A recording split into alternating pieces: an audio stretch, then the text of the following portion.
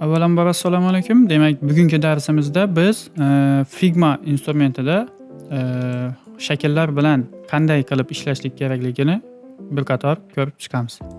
Xo'p, demak, shakllar bilan ishlashlikdan avval men yangi frame ochib olaman. Mana shu darsimizni o'zi uchun va unga turli xil shakllarni joylayman. Xo'p, bitta to'rtburchak hamda bitta mana bunaqa aylana shaklini oladigan bo'lsak, mana shu ikkala shaklimiz, xo'p, farq qilib turishi uchun ranglarini biroz o'zgartirib qo'yaman.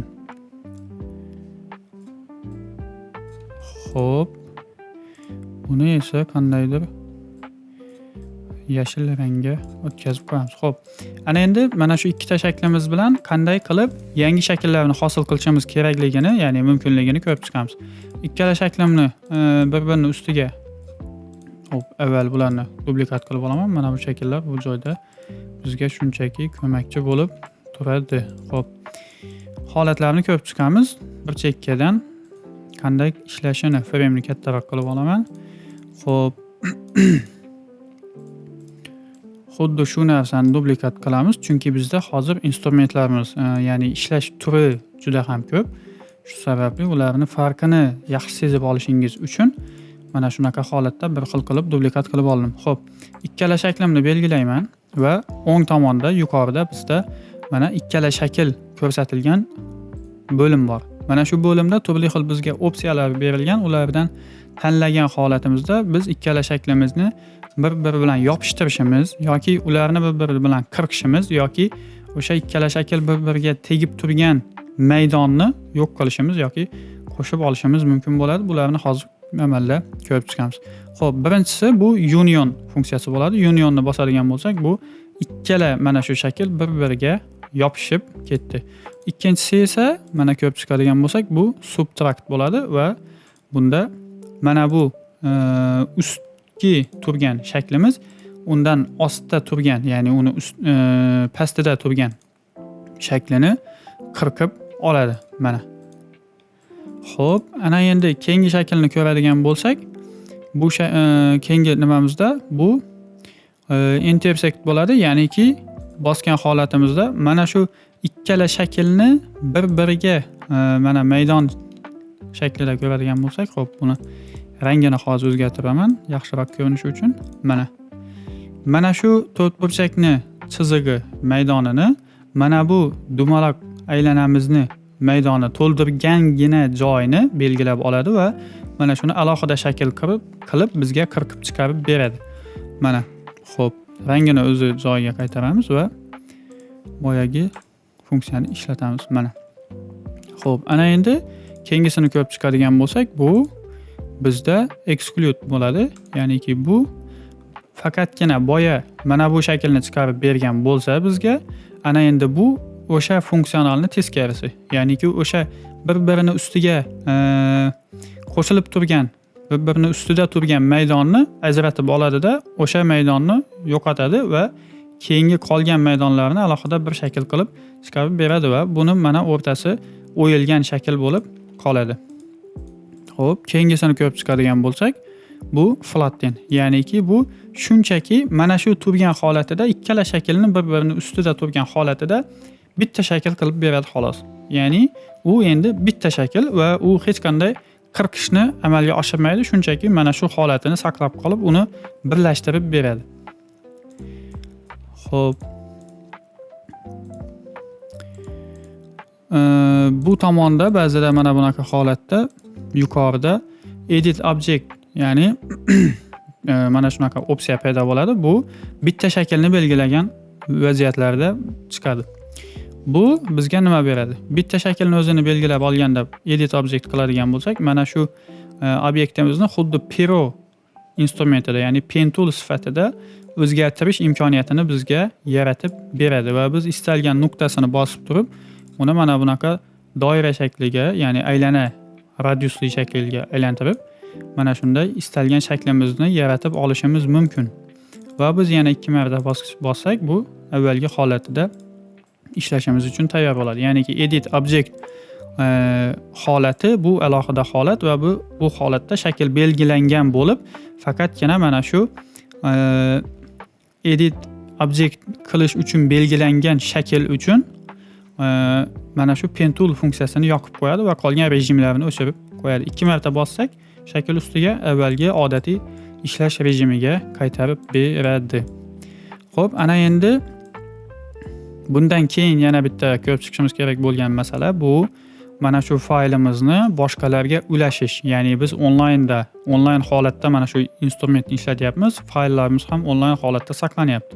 Bunaqa holatda biz mana shu share tugmasini bosishlik orqali o'zimizni faylimizni boshqalar bilan ulashishimiz mumkin va biz ularga jo'natgan link orqali faylimizning ichiga kirib, uni istasa o'zgartira oladi yoki ko'ra oladi yoki kommentariya yoza oladigan holatlari mavjud. Xo'p, buning uchun bizda 2-3 xil variantlar bor. Bu qanday bo'lishligini hozir ko'rsatib beraman.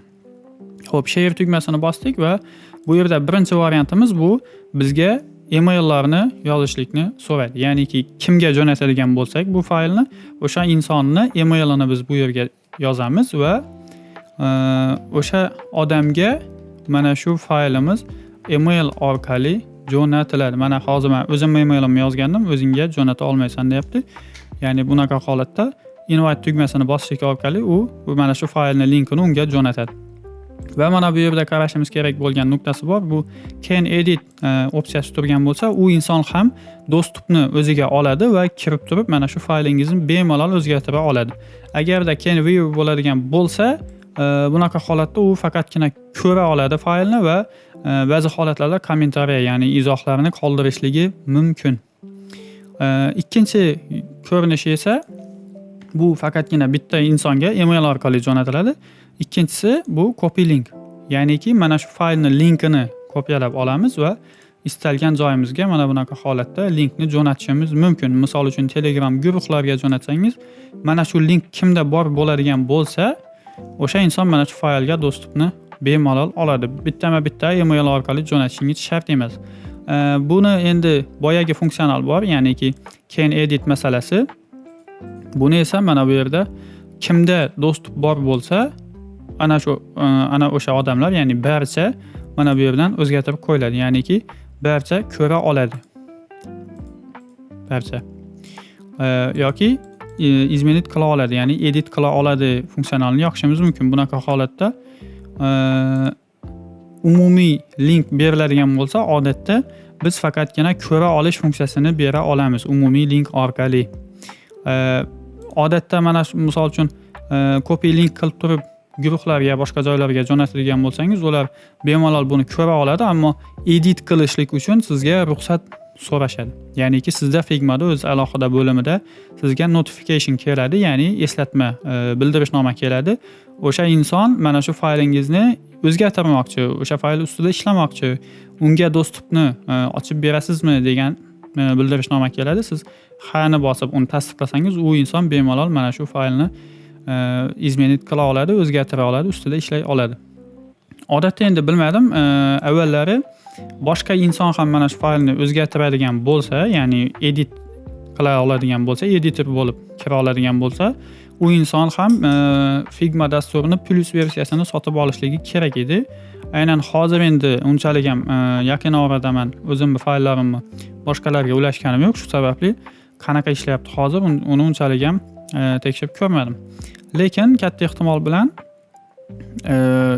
mana bu draftda, ya'ni boshida aytib o'tganimizdek chernoyik holatida turgan fayllaringizni boshqalarga edit qilish uchun jo'nata olmaysiz, chunki mana bu yerda bizda shu narsa chiqdi.